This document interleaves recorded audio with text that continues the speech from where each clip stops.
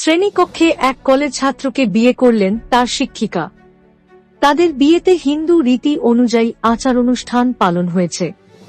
মণ্ডপের চারপাশে 7 পাকে ঘোড়া থেকে হলুদ মালা বিনিময় সব হয়েছে শ্রেণীকক্ষের ভেতরেই।